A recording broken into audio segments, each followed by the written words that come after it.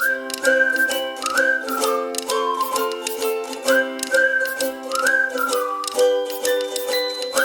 Students, मैं doctor JD आप लोगों को फिर से एक बार जेडी केमिस्ट्री क्लास में स्वागत करता हूँ।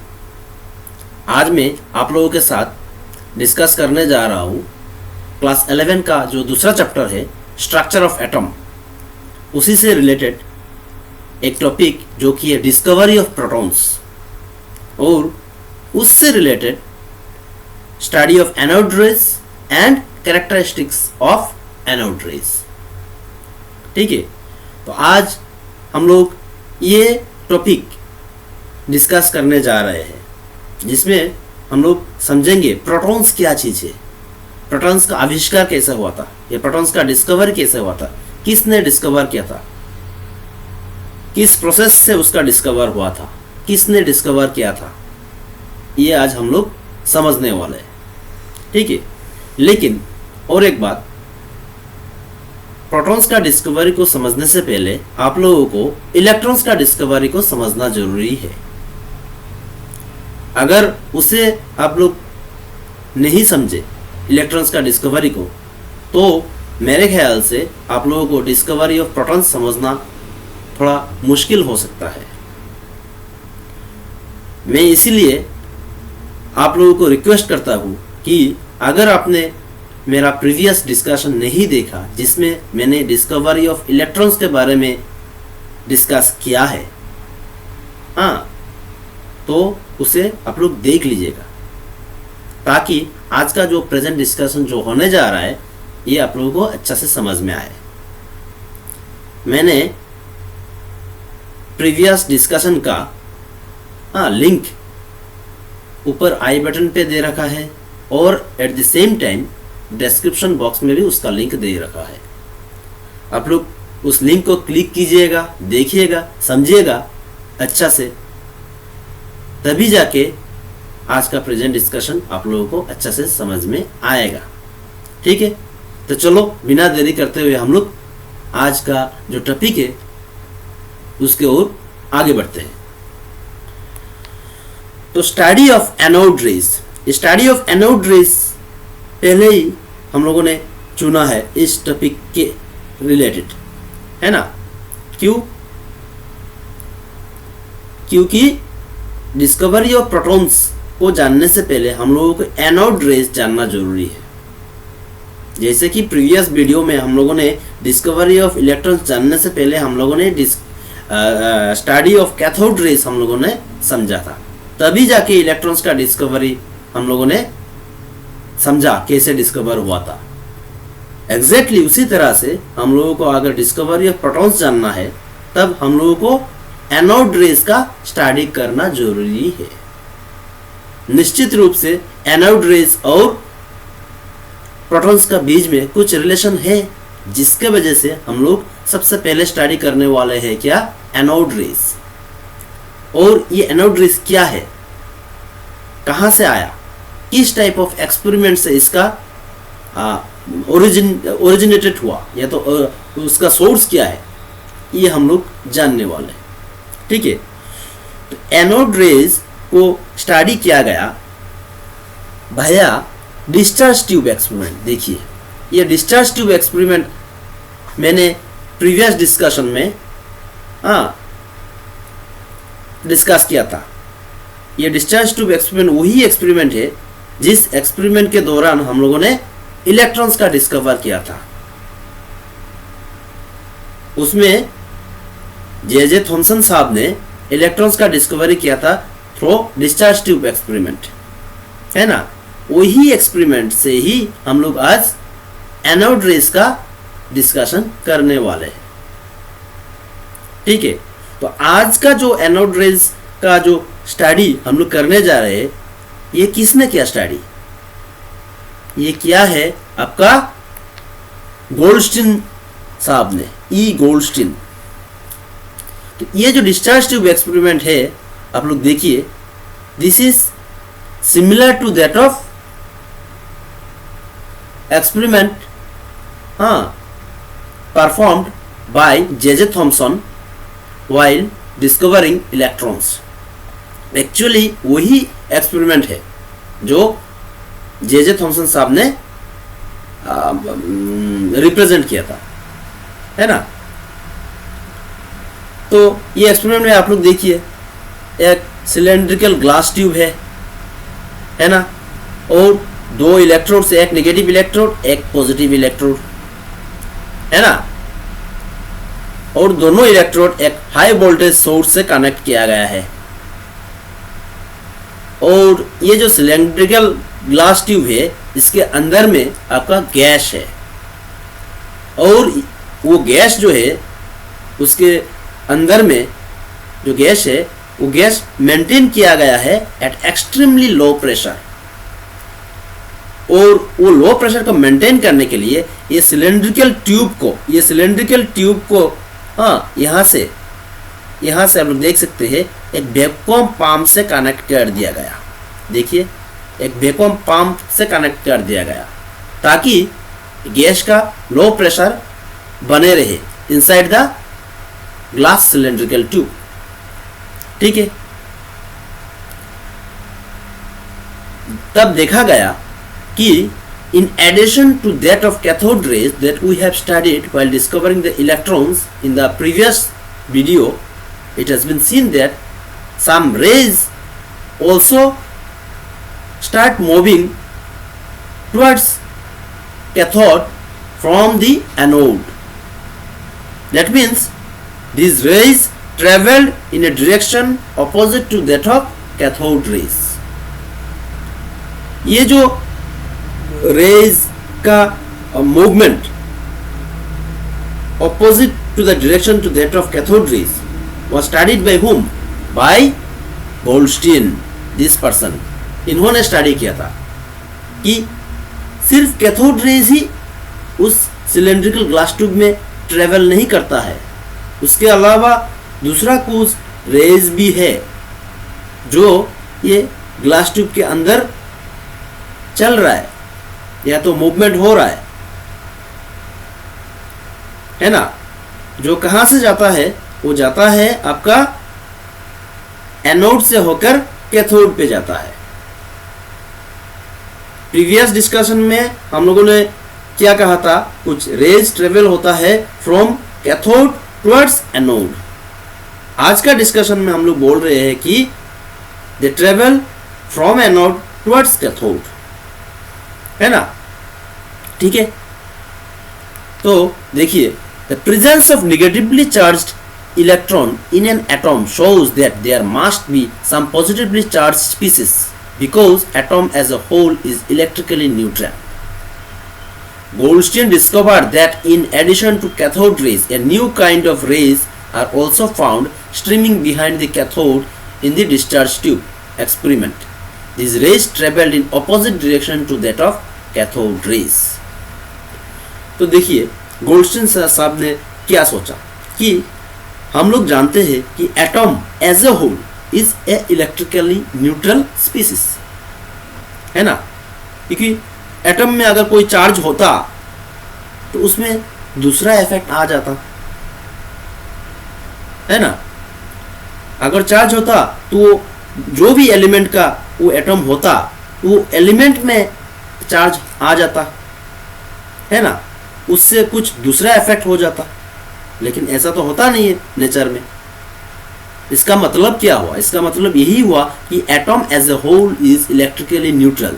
That all of us know, including our Goldstein साहब। गोल्डस्टीन जो साहब है, इन्होंने भी ये पता किया था कि atom as a whole is electrically neutral, वो न्यूट्रल है। तो इन्होंने देखा, अगर जे थॉमसन साहब ने ये डिस्कवर किया कि इलेक्ट्रॉन्स पास होता है कैथोड रेज के माध्यम से फ्रॉम कैथोड टुवर्ड्स एनोड, तो क्यों नहीं कुछ दूसरा टाइप ऑफ रेज जा नहीं सकता फ्रॉम एनोड टुवर्ड्स कैथोड? ये भी तो हो सकता है, होने का पॉसिबिलिटी है ना। तब इन्होंने देखा, कंफर्म किया कि कैथोड के पीछे, कैथोड मतलब वो जो इलेक्ट्रोड है, यहाँ पे देखिए, यहाँ पे कैथोड कौन सा है? दिस इज योर कैथोड, है ना। This is your cathode, negatively charged plate. Cathode के पीछे कुछ दूसरा टाइप ऑफ रेज वहां पे स्ट्रीमिंग कर रहा है इन द डिस्चार्ज ट्यूब, है ना। पहले वहां पे क्या था, एनोड के पीछे जाके हम लोगों ने कुछ फ्लोरोसेंट स्क्रीन लगाया था of zinc sulfide material, and from that we came to know that cathode rays are composed of negatively charged species, that is electrons। अभी उसी तरह से गोल्डस्टीन साहब ने भी ये सोचा कि atom as a whole is electrically neutral and there must be some extra species which are of positively charged traveling in opposite direction to that of cathode rays, और at the same time he found that some extra rays, कुछ extra rays वो move कर रहा है, या तो उनका movement हो रहा है, उनका मिलावट हो रहा है, कहाँ पे, कैथोड के पीछे, एनोड के पीछे नहीं, लेकिन कैथोड से एनोड से निकाल के आ रहा है, तो कहाँ पे स्ट्रीमिंग हो रहा है, कैथोड के पीछे। यानी कैथोड और सिलेंड्रिकल जो ग्लास ट्यूब है, या सिलेंड्रिकल जो glass tube which we call it as a discharge tube now, हाँ, उन दोनों के बीच में, जैसे कि आप लोग देख सकते हैं, ये जो पोर्शन है, ये जो पोर्शन है, यहाँ पे आपका ये सारे रेज जो यहाँ से होकर आपका एनोड से होकर यहाँ से जा रहे हैं, ये सब जाके कहाँ पे स्ट्राइक कर रहा है, वो ग्लास ट्यूब जो है, ये glass tube coated with again with some phosphorescence और फ्लोरोसेंस स्क्रीन, है ना। वो कहां से पास हो रहा है, आपका पास हो रहा है कैथोड में जो परफोरेशंस दिया हुआ है, छोटा छोटा जो होल्स दिया हुआ है, देख रहे हैं आप लोग, यहां से होकर जब पास होता है तब वो सिलेंड्रिकल जो ग्लास ट्यूब है उस ग्लास ट्यूब का वॉल में जाके स्ट्राइक करता है, जिसके वजह से हाँ, हम लोगों को या तो गोल्डस्टीन साहब को कंफर्मेशन मिला कि there are some oppositely charge species present in the experiment conducted by J Thomson साहब। ठीक है, समझ में आया। These rays are also deflected by the magnetic and electric field like cathode rays, but the deflection is in the opposite direction to that of cathode rays. This implies that these rays consist of positively charged species particles and were named as positive rays or canal rays or anode rays. इन्होंने देखा कि ये जो raise जो anode से होकर cathode के में जाके स्ट्राइक करता है, कैथोड में एक्चुअली स्ट्राइक नहीं करता है, कैथोड से होकर जाके सिलेंड्रिकल जो ग्लास ट्यूब है उसका वॉल में जब स्ट्राइक करता है, ये रेज डिफ्लेक्ट हो जाता है। डिफ्लेक्ट होना मतलब उसका पाथ से, वो जो रास्ते से जा रहा है उस रास्ते से हटकर बैंड होकर दूसरा कहीं तरफ मुड़ जाता है, टर्न ले लेता है, या तो उस जो वे है वो वे बिकम्स बैंड।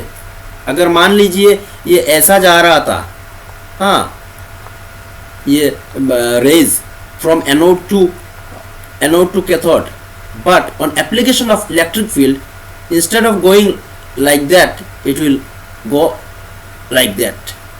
क्लियर, समझ में आ रहा है आप लोगों को? Instead of going like that it will get deflected like that, मतलब वो उसका रास्ता बदल जाएगा। वो जो रास्ता से स्ट्रेट जा रहा था वो रास्ता तब टेढ़ा हो जाएगा, बैंड हो जाएगा। क्यों? Because of the presence of electric और मैग्नेटिक फील्ड। तो इससे हम लोगों को क्या समझ में आ रहा है कि ये जो रेज जो निकल के जा रहा है एनोड से होकर कैथोड की तरफ, उसमें कुछ तो है, कुछ तो चार्ज है, कुछ तो ऑपोजिटली चार्ज स्पीसीज है, जिसके वजह से वो जो पाथ से चल रहा था वो पाथ ही बेंड हो जाता है। है ना,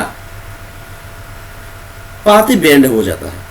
तब देखा गया in presence of electric field वो जो रेज है वो बेंड होता है टुवर्ड्स निगेटिवली चार्ज प्लेट। अगर वो रेज निगेटिवली चार्ज प्लेट की तरफ बेंड होता है या तो डिफ्लेक्ट होता है, तो उससे क्या समझ में आ रहा है हम लोगों को? इससे ये समझ में आ रहा है कि ये जो रेज जो निकल के आया एनोड से और जा रहा था कैथोड की तरफ, उसमें पॉजिटिवली चार्ज्ड पार्टिकल्स है ना, जिसके वजह से उन रेज को नाम दिया गया पॉजिटिव रेज, या तो कैनेल रेज या तो एनोड रेज, क्योंकि वो एनोड से ओरिजिन हुआ है। एनोड उसका सोर्स है। एनोड मतलब पॉजिटिवली चार्ज प्लेट उसका सोर्स है। सोर्स मतलब वहां से ओरिजिनेट हुआ उस टाइप ऑफ रेज, जिसके वजह से उस टाइप ऑफ रेज को हम लोगों ने नाम दिया है एज एनोड रेज। क्लियर, समझ में आया आप लोगों को यहाँ तक? अभी हम लोग देखते हैं कि ये जो एनोड रेज जिसको नाम दिया गया पॉजिटिव रेज या तो कैनेल रेज, इनका कैरेक्टरिस्टिक्स क्या है, चलो देखते हैं हम लोग एक एक करके। The anode rays travel in a straight line and cast shadow of the object in their path। ठीक है, मतलब ये जो एनोड रेज है ये ट्रेवल करता है आपका स्ट्रेट लाइंस में। स्ट्रेट लाइंस मतलब ऐसा, ठीक है, ऐसा स्ट्रेट लाइंस में ये ट्रेवल करता है। अगर ट्रेवल करते वक्त कोई ऑब्जेक्ट, मान लीजिए यहाँ पे कोई ऑब्जेक्ट रख दिया, ठीक है, this is your object. Object has been placed in the path of those anode rays. It has been found that a shadow has been formed on the path of anode rays, है ना। ये एक अच्छा खासा characteristic है anode rays का, ठीक है। The anode rays are deflected by magnetic and electric field, but the deflection is in the opposite direction to that of cathode rays, suggesting that these rays consist of positively charged species। मतलब ये जो anode rays जो हम लोगों ने study किया है, इसका डिफ्लेक्शन होता है। डिफ्लेक्शन कब होता है? In the presence of your magnetic and electric field. जब आप इलेक्ट्रिक और मैग्नेटिक फील्ड दोनों को अप्लाई करेंगे, आप लोग देखेंगे कि ये जो एनोड रेज जो एनोड से होकर निकल के कैथोड की तरफ जाते हैं, हाँ, ये रिफ्लेक्ट होता है और उनमें पॉजिटिवली चार्ज स्पीसीज रहता है, ठीक है। अच्छा, और कैथोड रेज की तरह एनोड रेज भी मैकेनिकल इफेक्ट और हीटिंग इफेक्ट प्रोड्यूस करता है। हम लोगों ने पिछले जो डिस्कशन था उसमें हम लोगों ने स्टडी किया था कि कोई एक पेडल, हाँ, ये फैन टाइप चीज अगर कैथोड रेज के पाथ में रख देते हैं तब वो घूमने लगता है। It implies that cathode rays are composed of some particles and those particles strike on the pedal and makes it rotate, and at the same time if we place a thin metallic foil on the path of cathode rays, it gets heated up. The similar is the case in case of anode rays also। मतलब हम लोग अगर thin metallic foil रखते हैं in the path of anode rays, देखा गया कि वो हीट हो जाता है, उसका टेम्परेचर राइज करता है, ठीक है। मतलब कैथोड रेज की तरह एनोड रेज भी मैकेनिकल इफेक्ट प्रोड्यूस करता है और उसमें हीटिंग इफेक्ट भी है। समझ में आया? Lastly the charge to mass ratio of anode rays depend on the nature of gas taken. मतलब कैथोड रेज में हम लोगों ने स्टडी किया था कि चार्ज टू मास रेशियो वो डिपेंड नहीं करता है nature of the gas taken in the discharge tube experiment and at the same time the nature of the electrodes taken. लेकिन for production of anode rays देखा गया कि ये depend करता है नेचर ऑफ द गैस में भी। मतलब जो गैस हम लोगों ने ढाला था cylindrical tube meant for discharge tube experiment, हाँ, उसके ऊपर भी डिपेंड करता है। If you change the gas then you will find the charge to mass ratio of anode rays will become different. That means it will vary from one gas to another gas if taken for filling the cylindrical tube for discharge tube experiment. समझ में आया आप लोगों को? अच्छा, तो अभी तक हम लोग को क्या पता चला कि एटम जो एक मैटर का स्मॉलेस्ट पार्टिकल है उसको हम लोग फर्दर सब डिवाइड कर सकते हैं इनटू इलेक्ट्रॉन्स एंड प्रोटॉन्स। अब तक है ना, आज का डिस्कशन तक हम लोगों ने ये समझा कि एटम को हम लोग डिवाइड कर सकते हैं इलेक्ट्रॉन्स और प्रोटॉन्स तक, और दूसरा कुछ पार्टिकल्स में सब डिवाइड कर सकते हैं कि नहीं, ये हम लोग नेक्स्ट डिस्कशन में स्टडी करेंगे या तो डिस्कस करेंगे, है ना। तो अब तक हम लोगों को यही पता चला कि एटम को हम लोग इलेक्ट्रॉन्स और प्रोटॉन्स में एटलीस्ट डिवाइड कर सकते हैं। और ये जो इलेक्ट्रॉन्स है, इलेक्ट्रॉन्स नेगेटिवली चार्ज स्पीसीज है, और ये जो प्रोटॉन्स है, प्रोटॉन है पॉजिटिवली चार्ज स्पीसीज। और ये प्रोटॉन का चार्ज जो है, ये charge exactly opposite to that of electrons. ठीक है, इसमें कुछ उतना रॉकेट साइंस भी नहीं है। इसका charge exactly opposite to that of electrons. Electron में नेगेटिव था, इसमें पॉजिटिव हो रहा है। मैग्नीट्यूड सेम है, साइन डिफरेंट है। क्लियर, समझ में आया आप लोगों को? ठीक है, आज का मेरा डिस्कशन यही तक सीमित रहता है। ठीक है, और आप लोगों को अगर आज का डिस्कशन समझ में आया तो आप लोग इस डिस्कशन खत्म होने के बाद इसको एक लाइक कीजिएगा। अगर समझ में नहीं आया तो कमेंट्स कीजिएगा ताकि मैं सूटेबल रिप्लाई दे सकूं।